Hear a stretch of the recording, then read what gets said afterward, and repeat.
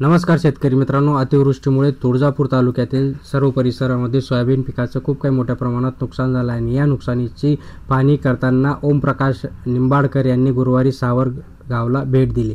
याचप्रमाणे आता जे काही नुकसान झाले या नुकसानीची पंचनामे लवकरात लवकर करा आणि शेतकऱ्यांना मदत करण्याचे विनवणी सरकारला करताना दिसत आहे। पण सरकार जे ते सरकार गाफील आहे। सरकारला सध्या शेतकऱ्यांसाठी वेळ नाही आहे, शेतकऱ्यांना कोणासाठीही वेळ नाही आहे। हे जे काही सरकार आहे या सरकारला शेतकऱ्यांसाठी वेळ नाही आहे। जर दुसरीकडे आपण विचार केला मित्रांनो, तर दुसरीकडे देखील आता ओमराजे निंबाडकर जे आहेत ते ओमराजे निंबाडकर यांनी देखील सांगितले की धाराशिव जिल्ह्यामध्ये जवळपास सरासरीच्या तुलनेमध्ये 68.8% जास्त पाऊस झाल्याने येथे नुकसान झाले आणि 68.8 म्हणजे येथे नुकसान भरपाई जास्त शेतकऱ्यांना मिळायला पाहिजे।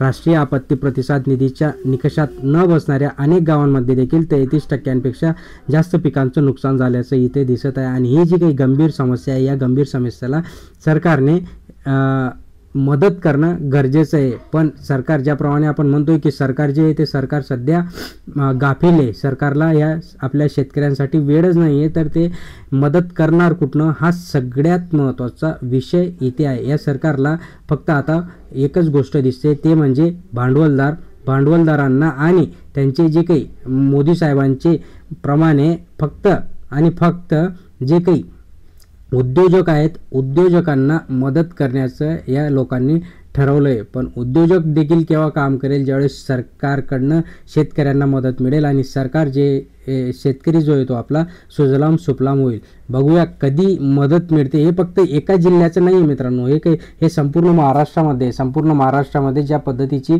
परिस्थिती आज शेतकऱ्यांवर ओढवली आहे त्या परिस्थितीच्या तोंडावर सरकारने शेतकऱ्यांना मदत प्रशासनाकडनं लवकरात लवकर पंचनामे होऊन शेतकऱ्यांना दिलासा हा दिला गेला पाहिजे। मित्रांनो, तुम्हाला काय वाटतं नक्कीच कमेंटमध्ये कळवा। धन्यवाद।